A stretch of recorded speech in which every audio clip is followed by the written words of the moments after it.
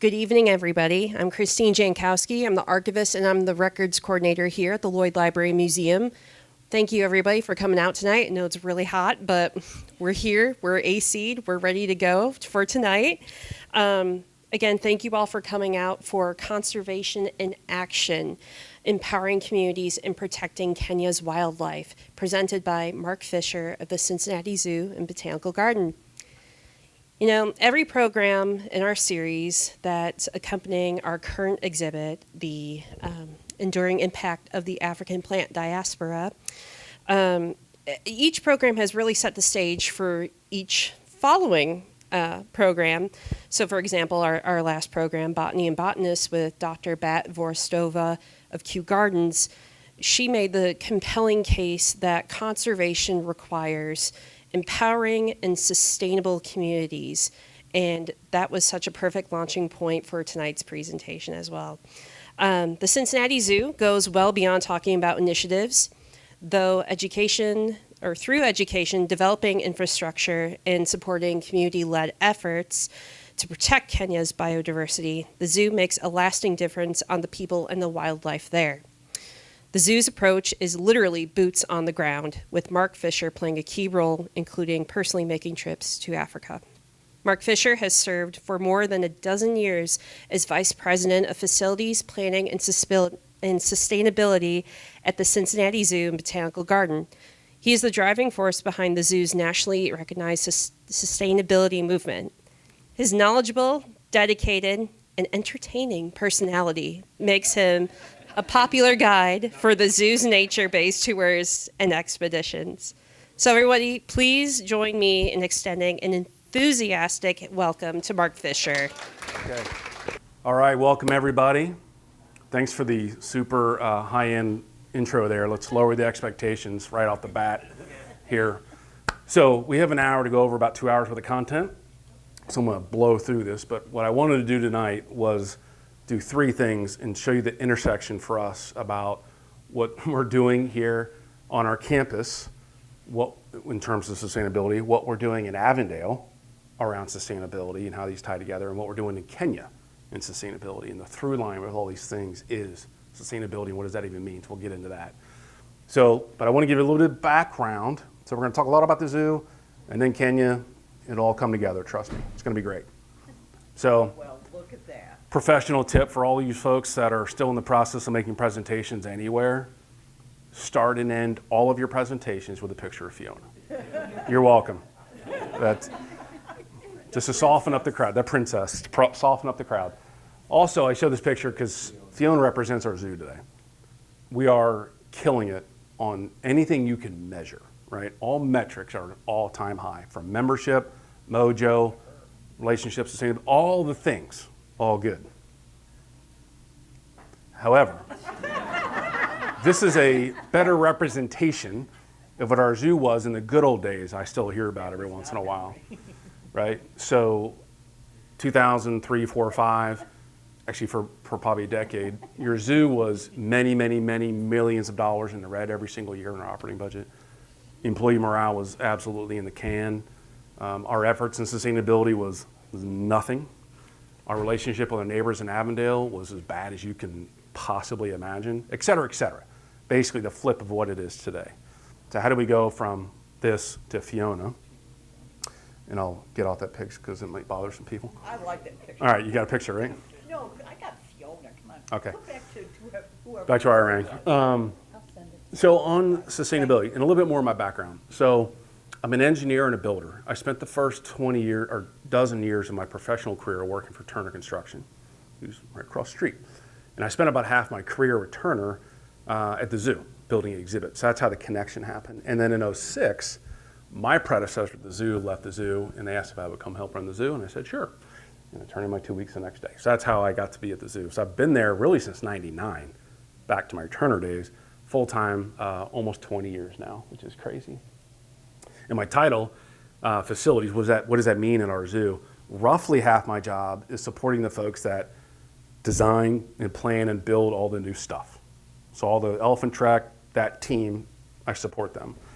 The other half my job, roughly, is supporting the folks that then operate the zoo. So maintenance, horticulture, security, safety, all of that. So I have one bucket in the building and then turn the keys over to the folks. Well, that's me too. So that's what I do every day. I'm also pretty heavily involved, very heavily involved with 2 large farms. I don't know if you know, we have about 800 acres of farmland pretty close to here that we'll briefly touch on. So I've had the honor and privilege to be a part of that. And I spend a fair amount of my time in Avondale doing all sorts of things just to help out. So we'll get into a little bit of that too. And every once in a while I get to jaunter over to Kenya and do some cool things there too. But on sustainability, real quick, from 1875, when we were founded, to 2005, our cumulative sustainability efforts was 0. Nothing. Literally not a single effort. And today we're widely known as the greenest zoo in the world. How did that happen? Well, it happened without a plan, no strategic plan, no committees, thank goodness, no goals, no expectations, and no experience. Wow. To show you don't need any of those things to do good things. Those things, I'm not saying those things are bad, but they're not needed. Ideally, you have all the things, but we didn't have that.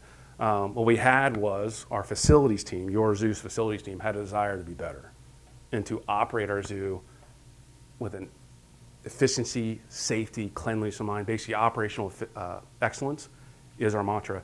And the question is always, anything we do at our zoo, how do we do it better? That is the core of our sustainability efforts. Yes, we have climate goals and all this other stuff, but half the world doesn't believe that's real, so all right, put that aside for a second. No one's going to argue with, we want to do things better, right? And oh, by the way, it's going to save us a ton of money. Anybody have a problem saving money? Thank you very much. So we've been getting after it so where our program started was, got my first water bill, didn't even know how to read at the time. It said, how many CCF, I didn't know what CCF meant, that's 749 gallons, 21 million gallons of water, $60,000 on a water bill. I'm like, this is ridiculous. The biggest water bill I'd ever seen in my life was like $50 at my house. And I'm like, what is 600, So we get out the bills, all this. 250 million gallons of water in 2005. The largest water user in the city of Cincinnati was the zoo. Not UC or the zoo. It's crazy. 250 million, $650,000. This is crazy. So I went to our plumbing department. I'm like, guys, what's up? So next time you're at the zoo and you're looking at the snow leopard exhibit, where you have the netted viewing, look behind you, and then back in the bushes you'll see a stone wall. That's where you used to walk down there back in the old days. That stone wall was on the main path. He took me down there and that wall was wet. I'm like, Damon, what's up with that? He's like, well, that wall's been wet. I know there's a leak there, but my predecessor said that's a spring, we don't have time for that. Well, if you remember, if you know, the zoo is at the top of a hill, and if you took geology in high school, you know that springs don't come out of the top of a hill. Like, that doesn't happen. We're not sitting on like a bed of lava like Yellowstone here. What it was is we were too lazy to fix it, so we didn't. So we got in there and we dug this huge hole. Dug it up, I'm talking like 15-foot diameter hole, 5 feet in the ground. Classic like city project. There's like 15 people around the hole watching one person do all the work. That was us. I was one of the people watching just for safety reasons. Yeah. What we found was a 4-inch water main had sheared off. And what had happened, that water had bore a tunnel to a nearby crushed combined sewer manhole. So we weren't seeing, all we were seeing was a 0.5% come out, right? So I'm sitting there, and Pat Callahan, who I just met, was the head like tiger guy. And I've been at the zoo for like 3 weeks. He's like, man, that wall's been wet ever since I've been here. How long you been here, Pat? 37 years. And I'm like, the engineer in me is just like shriveling up. I can't believe this. Because as an engineer, I hate waste. Like, I want, So it's okay, we fixed it. Like, what's next? What's next? What's next? What's next? What do you think starts happening to our water bills? They go down. They're going down so fast, and I'm not even sure I know what I'm doing. I don't know if I'm reading the bill properly, so I don't say anything. Because I don't want to like say, yay, and then 2 months later the bill's up 50%. I'm looking stupid. Had a really good summer. We're down like $30,000. I go to Thane. Keep in mind, we're losing money at the time, the zoo. Thane had just been promoted to director. And the board is beating on him, stop the bleeding, stop the bleeding. I'm like, hey, can I spend that money that's in my budget to solve some more issues? And Thane said, yeah, that makes sense, which is common sense. But at the time, I didn't think much of it, but that was the beginning of our sustainability journey right there. It was getting our zoo realizing that reinvesting in infrastructure was as important as anything we do, period, hands down. Because if you have weak infrastructure, you have a weak organization. If you have weak infrastructure, you have a weak city, weak country, just go down the list. So we got after it, and the idea was if it's a leak at our zoo, it's an emergency. that has to be addressed today, like right now. So it was a complete mind shift. And today, because of all the things, we've gone from 250 million gallons to 35 million gallons, and we have doubled the amount of water we use at the zoo as far as the pools and all these things. Like, it's crazy. Not to get off the subject, but it does matter. This is super out of date, but this is a utility study of what we would have spent in utilities. So the blue line is a lazy line. The status quo line, we've always done it this way line. The red is what we spent, the green's the difference. Updated through today, the cumulative amount of utility savings we've seen through our sustainability program is over $30 million. Now, I know there's a lot of fancy people in this room, and $30 million is like whatever. In zoo dollars, $30 million is, I can't even tell you how much money that is. Every dollar of that has been reinvested back in the zoo's infrastructure. And it's not just sustainability projects, it's roofs, it's bridges, all the boring stuff no one wants to pay for, that's how we fund it. So this has been a big deal. This is the engine in the background that allows us to get into other things that we'll go over here in a minute. But your zoo is a 20-year, 80-acre data-filled study that it pays to go all in on sustainability. I got trillions of gigabytes of data to support this if you ever want to see it. So real quick, of some of the folks earlier, this is 20 years ago. Oh. This is before we had the parking lots. So this is the main entry. That's that old walk-in entrance on Vine. This is Vine, that's Erkenbrecher. This is now the main entry. Education Center, right? This is where Africa is in Fiona. Jungle Trails is at the top. So 20 of our 60 acres was asphalt parking for our visitors. So we've been busy for the last 20 years, and now it's 0. So now with this development between these parking lots by the VA, this is the new entry. So we have filled out the zoo. So this has been a massive effort by the philanthropic community, $300 million over the last 20 years. More home to roam. And we were talking earlier with some folks, every species that we've engaged with this project, the amount of space that they have has gone anywhere from at least double, sometimes 10 times as much space. So dramatic improvements. Sometimes that means less animals, right? So it's quality over quantity. But this is what I do every day. And it's been a lot of fun. Also, because of the campus-wide approach, that's also how we approach sustainability. And did you know that we poop in our drinking water? Okay. So all of our rain and our poop goes to the same pipes, combined sewage, if you hear that term. Overflow means MSD can't handle it, so they direct discharge in the river because they have to. 15 billion gallons of combined sewage in our river, our most important natural asset in this region, right? Where do we get our drinking water from? The Ohio River. Now, the good news is, so you're not totally grossed out, where we intake the water on Kellogg Avenue is upstream from where we poop in it. So Louisville is dealing with our poop, right? So like, see ya, have fun with that. You stole my line. You stole my line. Pittsburgh has the same problem. So we're drinking Pittsburgh's poop and usually losing to them in the NFL, but it's a whole nother discussion. So it's a huge issue. Every city's dealing with this. It's a major problem. The Gulf of Mexico, trillions of gallons of all sorts of nonsense. It's disgusting. It's gross. But the more I was diving into this issue, and this will eventually tie into the Kenya story and some of the issues in Avondale, one of the things I learned through my education on this particular topic, but really all topics when it comes to sustainability. Not only do we discharge into the Ohio River, which is super gross, the whole system backs up. It gets overwhelmed, and you have combined sewage coming out all over the place, coming out of manholes in the middle of the street, right? Coming up into people's basements. People's basements are typically the lowest points of these systems. There are 2 things that will determine whether or not you will have sewage in your basement. And it's not topography. It's your income level and the color of your skin. If that makes sense. In other words, if you don't look like me, or you are at or near or below the poverty line, the chances of you having sewage in your basement are exponentially higher than mine. And it's that way with all environmental issues, always, everywhere in the world. Chance of you having lead-lined pipes coming to your house, lack of access to fresh food, indoor air quality, whatever, all environmental issues always disproportionately affect those of low income and people of color, 100% of the time. That's a problem. So that's all sad and depressing. What are you going to do about it? Here's what we're doing about it. Here's what your zoo is doing about it. And we contribute to that. So in Avondale, so we're on Pill Hill. So there's EPA, Children's Hospital, so it's all concrete and asphalt. So our CSO, combined sewer system, down to Mill Creek is one of the worst overflow systems in the city. It's the 5th worst. And we contribute to that. So when we send our rainwater into the system and it heads north, like towards Mitchell, Richie's Chicken, all those homes, those overflow, we contribute to that. So that's a problem. So here's what we do. So this is Africa. We go to MSD, that's our sewer district. We're like, hey, we're going to tear up this old parking lot, the old main parking lot. And when we do that, we want to be able to collect all the rainwater that comes into that site and recycle it. And we'll put it for Fiona's pool, lion exhibits, all these different things. And we want you to pay for it, by the way. And MSD was like, that's a good idea. We love the engineering, but no way this is happening because that's illegal. Okay, so because of some law written in 18 whatever, and that's like that almost every city actually. You can't just make your own gray water and reuse it. That's the way in Miami, Denver, Seattle, Cincinnati, it's just a thing.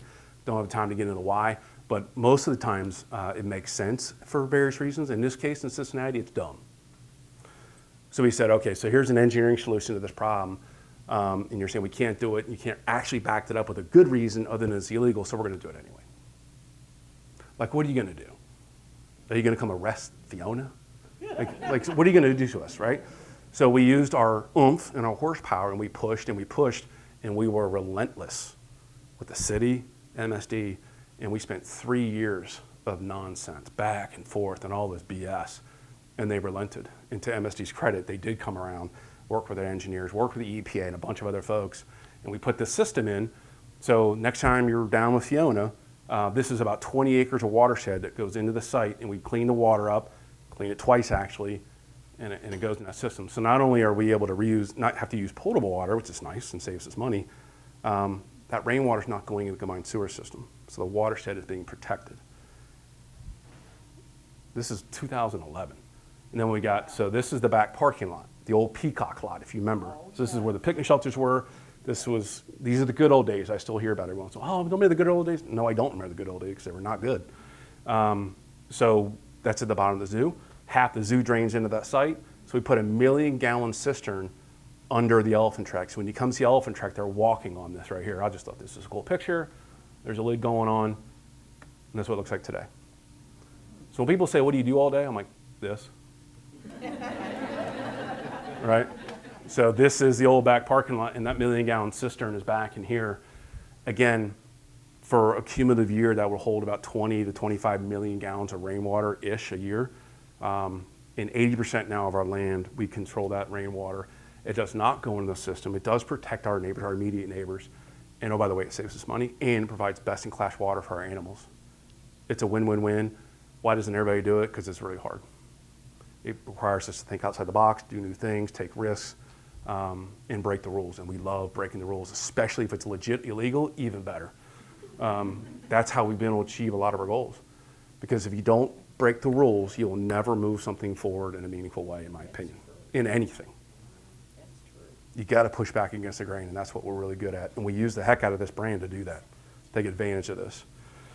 So we're all in on water, huge savings, all good. But I just want to hook, when we're talking about water, to do this whole thing. Water's a big deal. It's a big deal here, big deal in Kenya. Solar, we're all in solar. This is, at the time, 2011, this was the largest urban array in the United States of America. Not in Phoenix, not in LA, in Avondale, obviously, just like you would have thought. Big deal, very difficult project, got told no 1,000 times. And every time we're told no, it just fuel to the fire. Like, we're gonna go over you, around you, through you, we're not stopping because we are relentless with our goals. And to provide shade for our customers. Thank you very much. So NPR actually came out and did a story on this right when this opened up. And they did interviews of people. Hey, what do you think of this thing? Also, they were doing measurements of the temperature of the cars. So the temperature of a car, not under the shade, in a black Honda minivan Odyssey, which is required to be a member of the zoo. You have to have a black Honda Odyssey minivan. There's like 1 billion of them in our parking lot. Under the shade versus not is 60 degrees. That's a good thing. So our customers appreciate that. And it's part of our brand. It's the people's first and last experience at our zoo. So welcome to the zoo, like, whoa, what the heck, right? So that's important to us. It saves us a ton of money. These are ATM machines. These print off $100 bills every hour. Thank you very much. And then, so that's the original. This is the VA right here. This is the system we just turned on last summer. So 2/3 of our electricity comes from our parking lots, which is insane. It really is insane. The value of the energy that we save each year now, especially with the new demand rate hikes, is over $500,000 a year. It's crazy. We have more solar on our property than every other zoo and aquarium in the United States combined. That's sad, actually. A little bit. But these projects have spurred so much conversation in our industry, not just in our industry. P&G Mason comes down, like, how'd you pull that off? We want to do this up at the Mason campus. They're moving forward the project. Detroit Zoo, same thing. Little Rock Zoo, Cummins diesel engines from Indy came down with their head engineers. Like, yeah, our boss told us we got to go green and we need to do solar. So they told us to go down to Cincinnati Zoo and see how it's done. It was a Cummins engine. It's like a $4.5 billion company coming to little old zoo in Avondale. That's pretty cool. This is our farm in Warren County. This is Mason Montgomery Road, where it dead ends, 600 plus acres. Long story, it was given to us. It's a beautiful thing. That's what it was. 100-acre wetland reclamation project. This protects the Little Muddy, which protects the Little Miami, which protects the Ohio. Huge project with the USDA. We grow 12,000 bales of alfalfa and timothy grass and orchard grass for our animals. So Fiona gets fed from this site, which is super cool now. We have probably the biggest native propagation facility in Southwest Ohio is at this farm. And there's public plant sales that you can sign up for and come out. If you want milk, anything you can imagine that's native and adaptive and pollinator friendly, we have it for sale. And you're talking to the best horticulture team in the world, literally, if you want to actually talk about what works in your yard. So it's a propagation facility, there's fishing, there's hiking trails, summer camps. It's a beautiful thing. Nobody even knows about it, which is fine, because the less people know about it, the less people ask questions. It means less rules, less meetings, less bylaws. We just do what we want. But I took this picture in 2011. I'm like, someday we're going to do this, and here's the lawnmowers right here. They're going to cut the grass. I want to take a part of this farm and cut this in there and do that. 2011. 14 years later, we did it. So this is a 30 megawatt array to the west. It's actually done now. This was taken while it was under construction. And I was up there Monday, and this is what we have. So this is active. So we have 320 lamb up there. And which will go to 1,000 over the next few years. But it's a good example of our properties produce 5 times as much power as we consume. Kroger actually bought half the output off this system to achieve their goals. A bunch of other companies as well. We don't own this array, we get a nice lease check every year for the rest of my life, basically, to help. It's a subsidy for our zoo to help pay for all these other things. And we took what was 80 acres of soybean farming to 140 acres of sheep farming. And I don't have time to go in the rabbit hole, but I'll take sheep farming over soybean farming all day for all reasons. So no farmers getting kicked out. We're just changing the type of farming we're doing from soybean to sheep and sun. All good. But I'm bringing this up. All of our big sustainability efforts have meant ruffling feathers, breaking rules, sometimes breaking the law, and having the stamina and persistence and the relentlessness to push forward. That's our DNA. That's how we've been able to achieve a lot of these things. Okay, cool. So greenest in the world, all these great things. Yay for us. Net zero, all that stuff. Cool. So outside of our fence, though. So we're having all this success inside of our fence. And I also say at the same time, if you were to ask about our conservation efforts, whether it be in Kenya or South Africa or whatever, it mostly boiled down to us writing a check to the international fill-in-the-blank organization, International Rhino Foundation, International whatever it might be. And we say, hey, we're conservation-based. Cool, thanks. Not saying that's bad, but that's not enough. That's what we did for a long, long time. And the amount of effort we had outside of our fence in our neighborhood of Avondale or any other communities around here was also zero. So one of the ways we've been able to restore the relationship we have with our neighbors, because for a long time in Avondale, we were a bad neighbor. We lied, we didn't engage, we were liars and arrogant. We just were for a long time. So Thane's like, hey, we got to fix that. What are we going to do? I'm like, I don't know. So the only way I know to really bond with people is to sweat with people, sweat equity, do stuff, build stuff, repair stuff, right? That's our DNA of our facility team. So we started doing all kind of small projects in Avondale, which grew to bigger projects. We built more trust, kept showing up. And this is a project actually in the West End with the Reds, P&G, and Kroger. So this is Seven Hills Neighborhood Housing Facility. This is what it was. This is what it is. So this is inside the facility. So when we went there, this is your zoo's, about a third of the facilities team. We're like, hey, what's your biggest need here or biggest challenge? And they're like, our utility bills. It's killing us. Because a lot of these nonprofits get these big, beautiful old buildings that are just the most inefficient pieces of junk you've ever seen.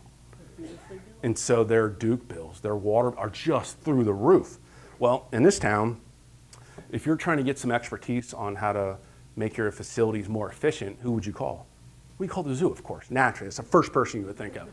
So we get engaged with our partners, all the folks I'd mentioned, along with some of our construction contractors.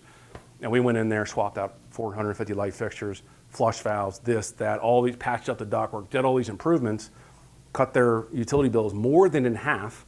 So it went from like $5,000 to $2,200 a month. And then they took that money and worked with Kroger and the food bank to get more food for their programs so they could extend through the weekend.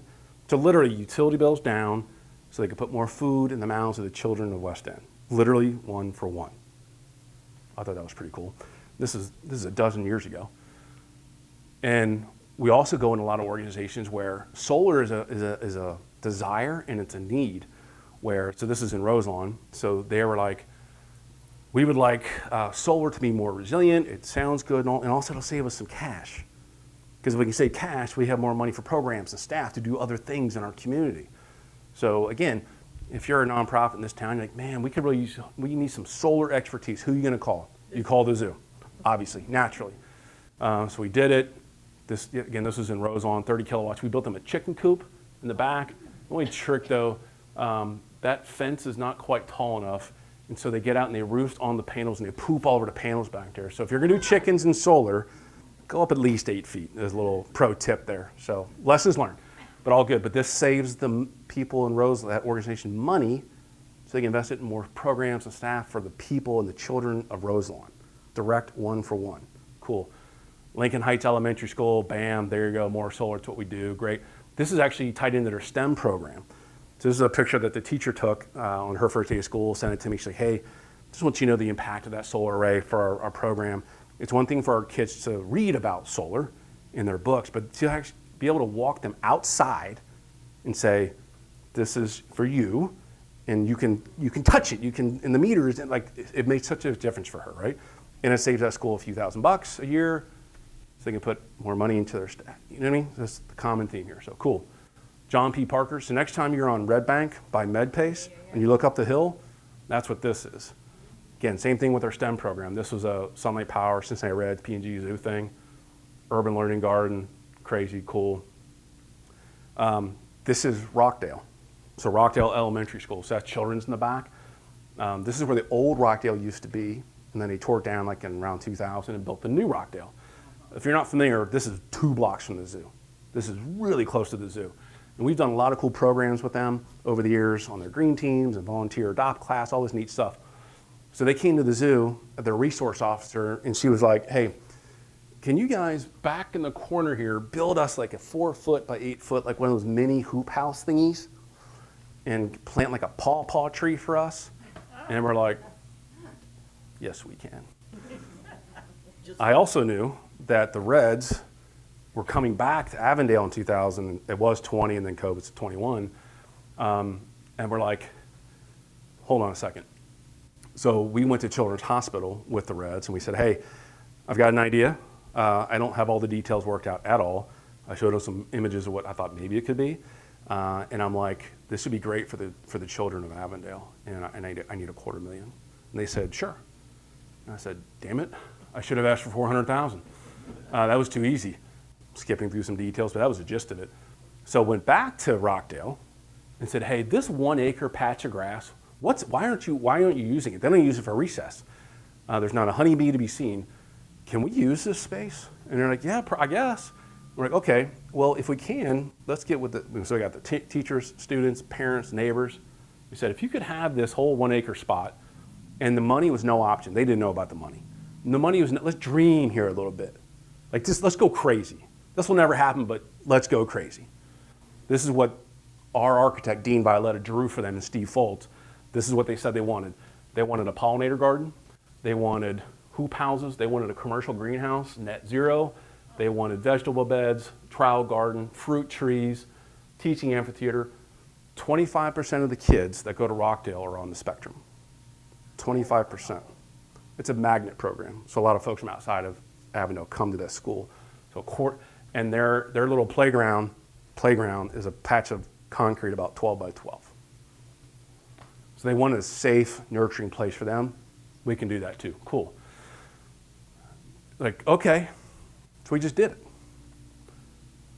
So this is actually on install day. Solar panels, of course. It's in the curriculum. Every child that goes to Rockdale goes through the garden every day. Science, agriculture, health, nutrition, there's a whole story there. If you're a child in Avondale, part of your life experience will be this garden forever. And your zoo is committed a full-time horticulturalist to this site forever to make sure that that site stays looking as good, better than it does today. That's what it looks like today. Wow, that's amazing. That's ridiculous. I mean, so this is like that's a person right there. Like, this is a huge site. And if you ever want to, if you feel drained and like all the nonsense and negativity, you want a little bit of hope restored in your life, go to this site and walk through it. You'll feel like we're on the right track. Because half the answer to the world's damn problems can be solved with stuff like this. No. So this is Wilson. So Forest is right here. Erkenbrecker at the very top. You know, they have the new Erkenbrecker swoop. It's right there. And Burnett is right here. So it's open to the public. So drive through there and just relish in the beauty of this space. And every year it will look better and better as it grows in, and we are committed to it forever. So is that a question? Yes?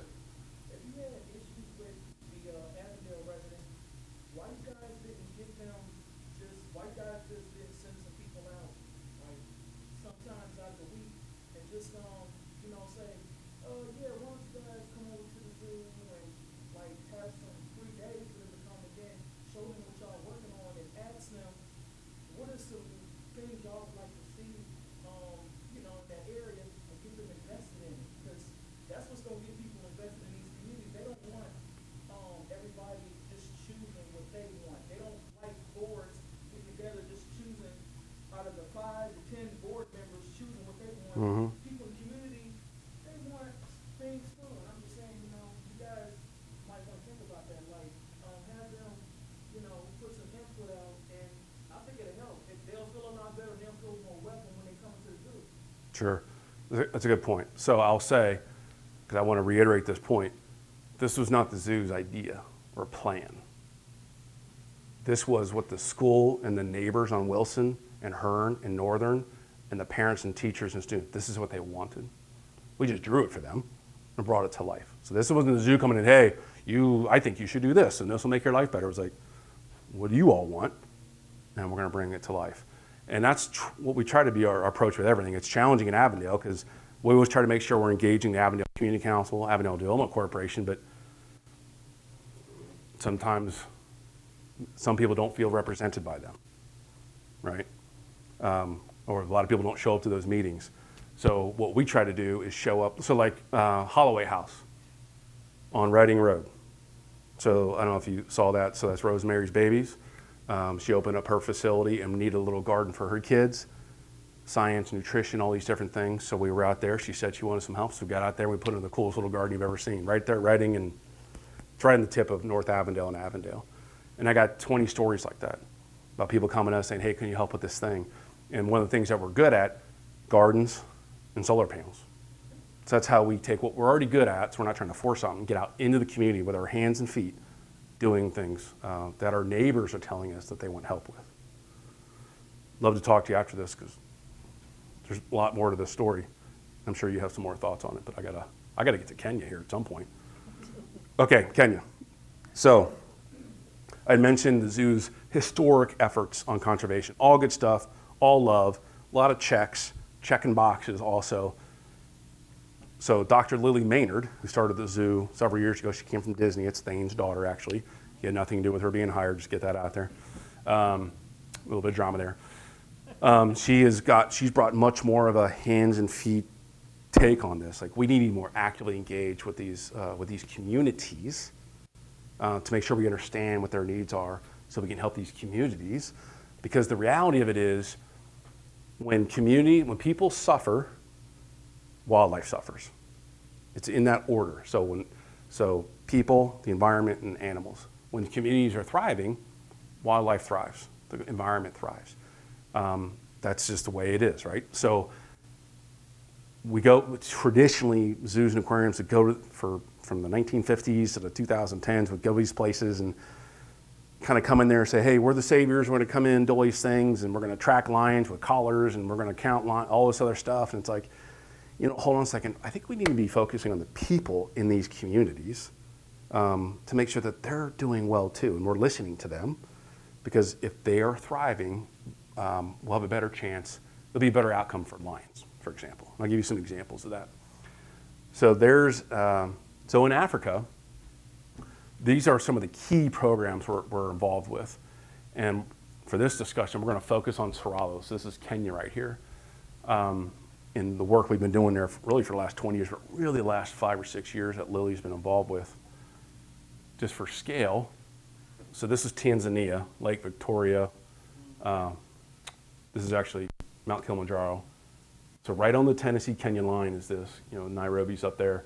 This is where the Great South Rift area is. So this is all the Great Rift, but the South Rift is right here, potentially the birthplace of humanity, which is kind of cool.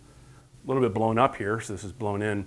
This is Lake Magadi, which we'll talk about a few times. It's a soda ash lake that's actually owned by a private company now, Tata, Indian company. And then the Lalayanuk is that dot up there. So we'll talk about that. Just a little bit of scale. This is in the middle of nowhere.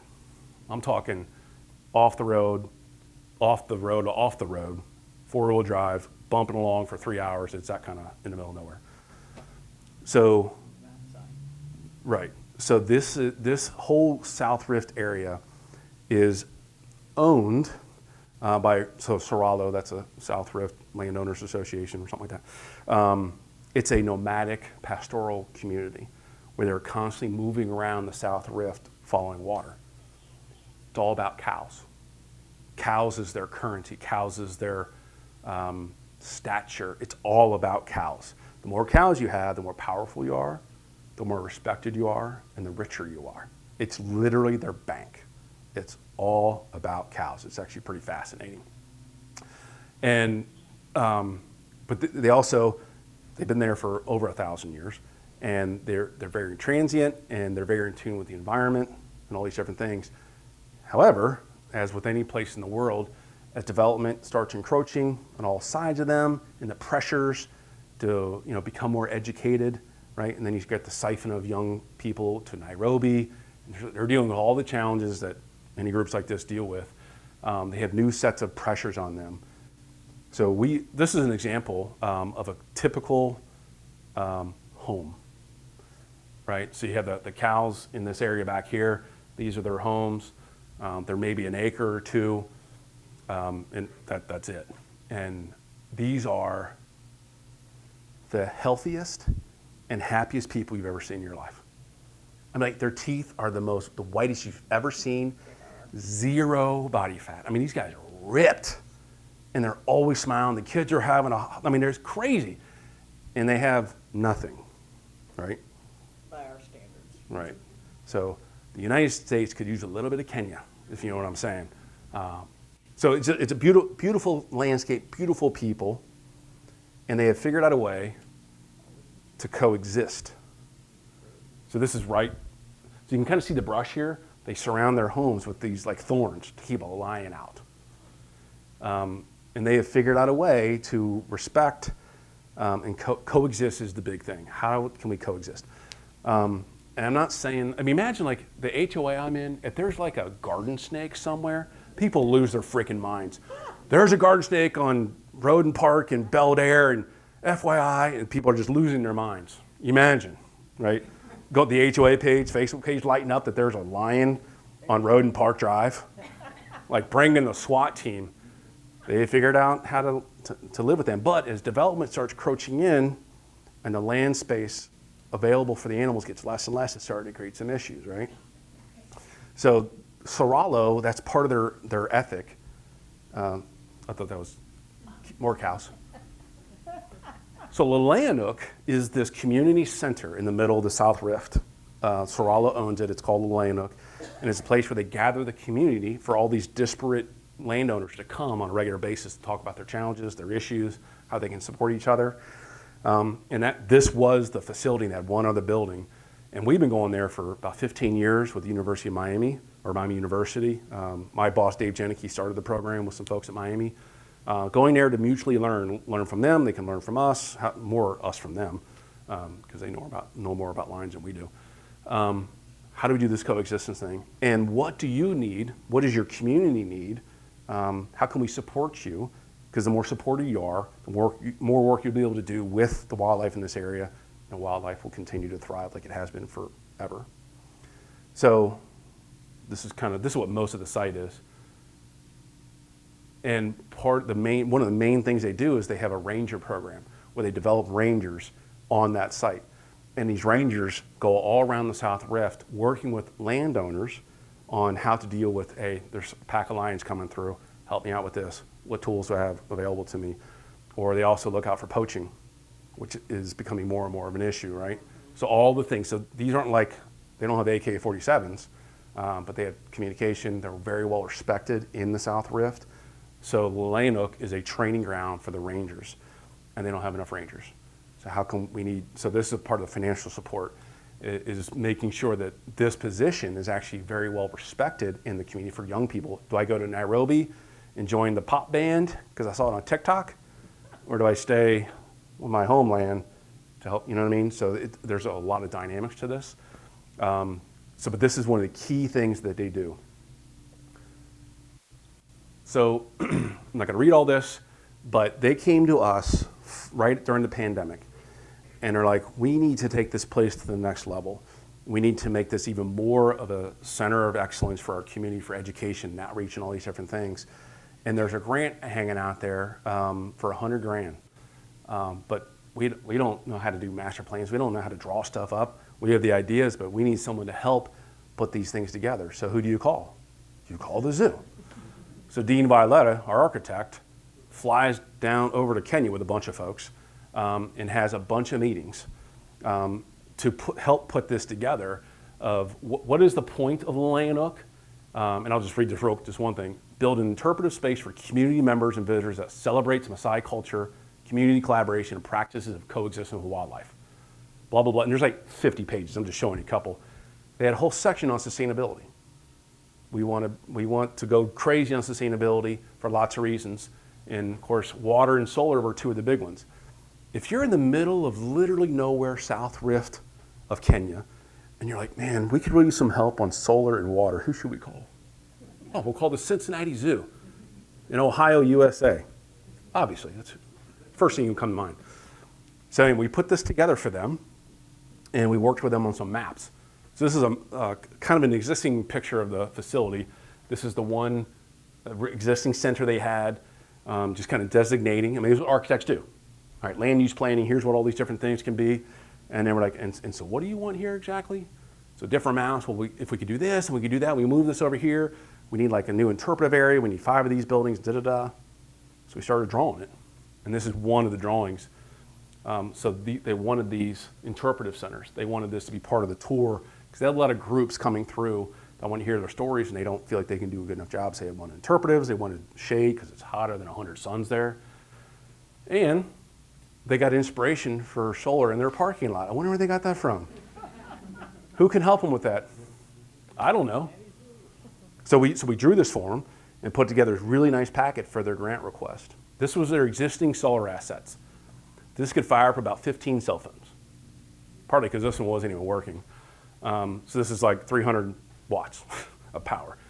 And they're like, what we really need is more like 30 kilowatts with some battery backup. Because what we really want to do is be able to convert our diesel fleet to electric bikes and mopeds, because that's a big thing in Nairobi, because that would save us a lot of money, because one of their biggest expenses at Livelihoods is fuel. So again, this goes back to, instead of spending money on fuel, let's spend it on programs and staff and more rangers. So that's their dream. This is 2 years ago we really started this effort. So I went over there with some other folks, did a big old analysis of solar and the what and the why and the how big and batteries and where we're going to put the thing. And we're working on that right now. And we have a project planned. It's basically funded at this point. And I think somewhere between spring and summer of 26, that solar install will be in place. And we'll save that institution in their dollars of fuel probably about $10,000 US, which in that area, that is stupid money. All that money, again, redirected to the people in the communities of Kenya to invest in coexistence, wildlife conservation, all the things. Water is the other big thing there. So this is an old water tower that no one was even alive when the thing was put in. So this is one of our plumbers from the zoo. So we went over there and we're like, hey, let's figure out what's going on here. What do they have? You know, the old well pump was all jacked up. But this is the river right by the site. But they get piped water from Lake Magadi. So that's that soda ash lake. So as an engineer, we're like, okay, and it's inconsistent, quality and quantity. When things get tight and the corporation needs more water, who do you think gets cut off? The people, of course, right? Capitalism at its finest, even in Kenya. So it's inconsistent, and then they're scrambling. They don't really have the right tools to filter that water because it's kind of nasty. So again, who are you going to call? Call the zoo. So we're like, well, first of all, we want to understand your water systems. Where does this water come from? So we went on a hike. This is about 20 miles away. This is the cut of the Rift Valley right here. And we went to find the source of the water, and it was right here. And this is actually man-made, and this water goes to the water company that then pumps water to Lake Magadi and then back. And then this is what goes to the community. And as you can tell, as water gets low, this goes away. So the priority is Tata, not the people, not the farmers. Now, I'm like, well, can't you just come up here and kick some rocks around and like move this around? They're like, yeah, you get shot. I'm like, okay. Literally, that's cool. So we're there checking out, like, oh, let's keep going. So we went to where that water flows into the companies. They actually let us in here. These folks have AK-47s. This is like the real deal. Like this was a pucker moment coming in this gate right here. I'm like, this could be it right here. It's over. But I'm gonna go out with a good story. So went in there, trying to understand how they filter the water, how they siphon it, all these different things. And they let us out there. And then we went on the other side downstream, looking at the dam infrastructure, how it can be modified, does it even work?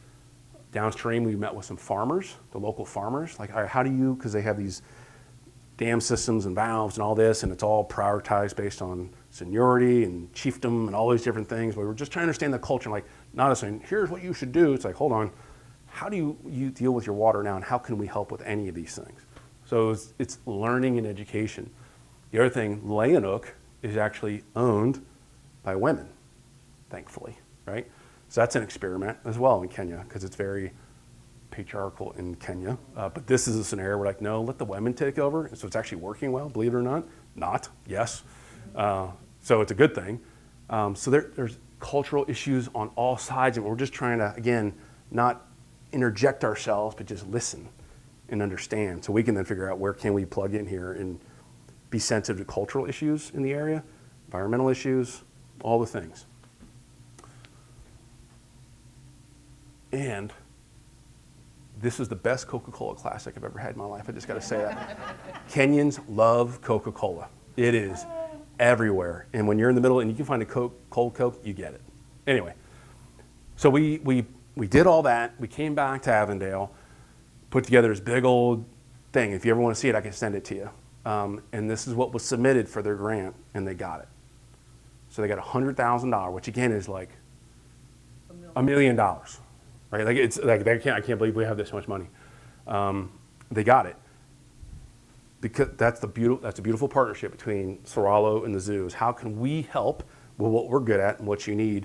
And it's not us saying, hey, we think, it's like, no, what do you need? How can we help? We'll put it together. There you go. Thank you very much. Hold hands, sing songs. And this is what it looks like today. So we're about probably halfway through. So all these are new. That was all part of that Dean Violetta sketch. It showed it, we can all be different interpretatives. There's actually a lookout tower right here, which is really cool. For the first time, like ever, a lot of the community can go up in this lookout tower and get a different perspective of their land, because you can see forever in this valley. You can see Champollion Mountain. But this is, and here's actually the water tower that we've added. You can see some more storage. And I think in December, our water team is going back out there with one of our engineers that we work with at Arcadis, bringing some equipment over there to finalize the plumbing project. You see the river up there? So the neighbors dug a trench from here all the way down there, and we pipe into it. And we're putting in a pretty simple but robust filtration system that does not require a trip to Home Depot, because there is no Home Depot in the South Rift Valley, if you can imagine, with some spare parts. So in December, they will have a good, redundant backup system to their Magadi pipeline that they can rely on and not have to worry about getting shut off. So, and when that system goes in, that solar system, that'll probably, again, save them $10,000+ a year, so they can reinvest that money back into the ranger program to get more rangers and go from, I think they have 19, they want to get to 30 and then 35 and then 50 and all these different things. So this is a community asset for this whole region, and we're basically helping them take it to the next level to serve that community. And because of this, in the enriching of the community, this will have a positive impact on the lions and the hyenas and all the things in this area. It's definitely a one-for-one. That's Champollion Mountain. So this is the, look at that. That's the South Rift Valley right there. So it's like, is that worth spending some time to try to protect? Yeah. And there's Fiona. There's Fiona. So that's the through line, is being good listeners and engaging in the community and listening to what they want, because when people thrive, wildlife thrives. And it goes the other way when people are suffering. And I feel like with Dr. Lily Maynard's push on almost all these trips now, half the people that go on these trips are facilities people. Because at the end of the day, they don't need help managing lions. They need help with like bricks and mortar, and can you help fix this, or can you help put this in with us? And it's like, yeah, we can do that. I don't know of another zoo in the United States that does that. People are watching, they're like, I hadn't thought of that. So this is what we're trying to do to be more engaged in Avondale, to listen to the neighbors. What do you need? How can we help with that? To be engaged in the middle of nowhere, Kenya. What can we do to help? Let's get in there. And the through line is energy and water, and a lot of these different things. And lo and behold, that's what we're really, really good at, that and gardening and trees. So that's the story. So thanks for your time. Thank you so much. If anybody has any questions, I can come up to you with the microphone so we can capture it for our recording. Go to you, Mr. Johnson. On your slide that showed where the Kenya group was, there's about 5 or 6 other organizations. I presume they all need help also. They do. Do you actively participate in these two? Yeah, so we're using Soralo as the example, as the base. What are we learning? Again, because this is new for us too. So I'm not saying we're going to be doing something quite like that in the next couple of years at all these facilities, but actually something that's not on here is something called sand cob. It's a big conservation program for African penguins, which are extremely endangered, like this close from going extinct. Lots of reasons. Again, you go to their facility, how can we help? They're like, our energy bills are killing us. We can help with that. So we are working with them literally right now on a pretty significant, I'm talking like a 200 kilowatt array to help them with an energy bill. So it's not, you know what I mean? So that's sand cob, which is right here. They're cooking on something in the Congo, a similar type thing. But that wants to be the new model. Like, we want to be actively engaged, not passively engaged just by writing checks, but we need to do that too. Hey, here's a check for 50 grand. And by the way, if you are interested, we'll bring some of our design and facility staff over. Just take a look, help you out. If not, that's fine too.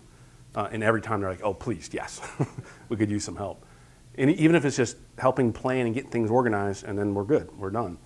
So again, we don't want to get in there with our sweat equity and take work away from somebody else. But every time they're like, oh, please, we need some sweat equity here. And this is just Africa, South America, Asia.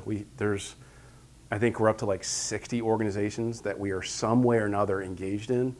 And so in Lily's dream world, eventually we've got a staff of 10 or 20 people that's what they're doing.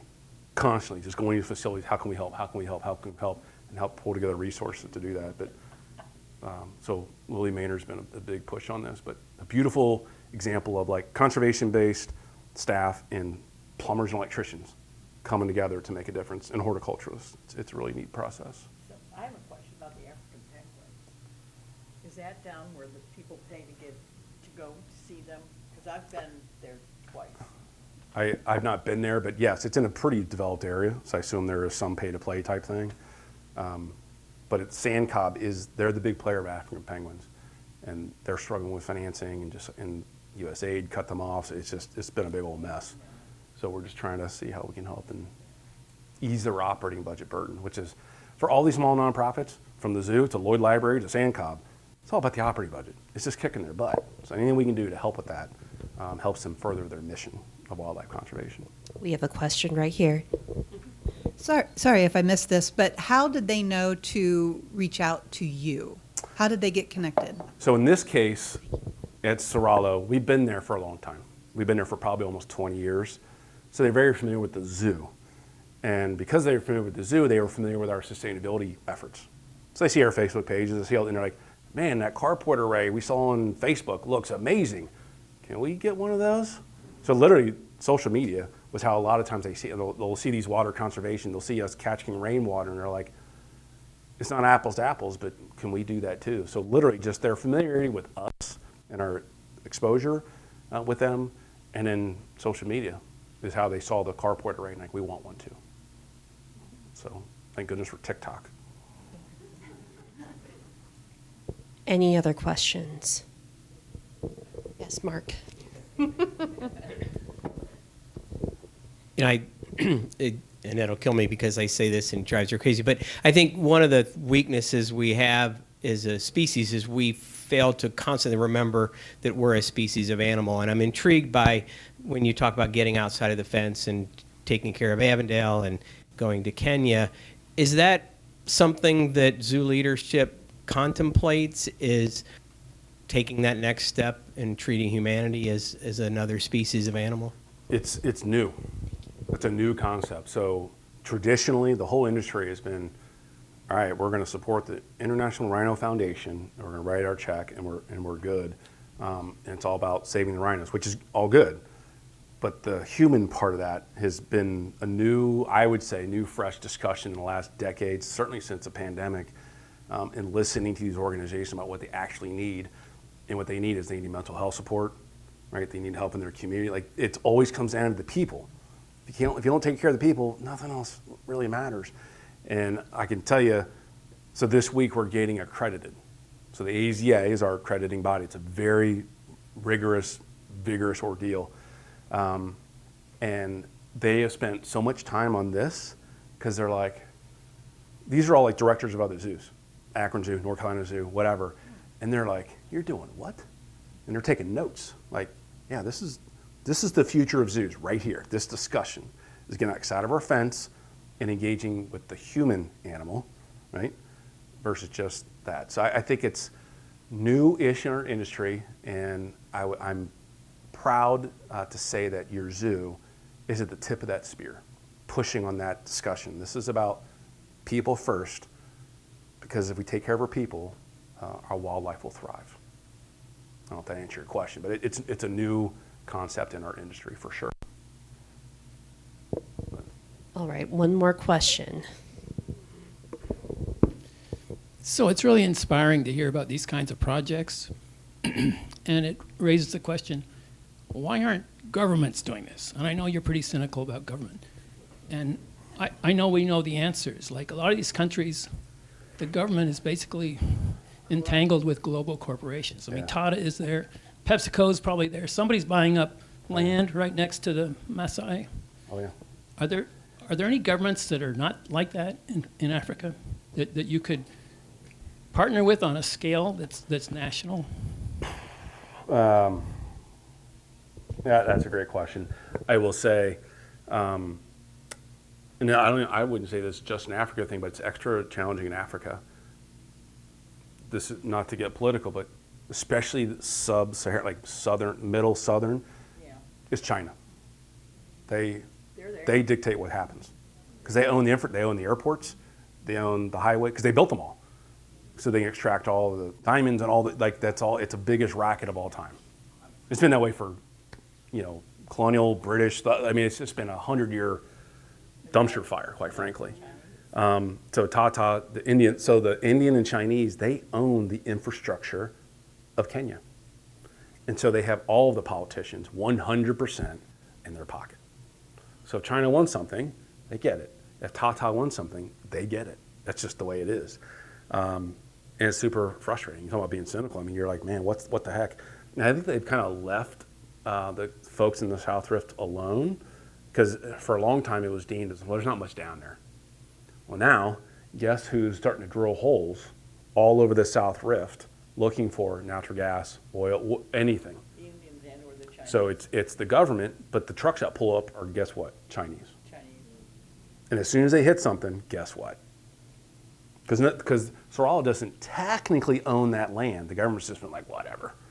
It's almost like a Native American Indian reservation in the U.S. All right, we'll give them that part of Oklahoma, but if we actually want it, we'll go get it if we want it. That's kind of how it is here.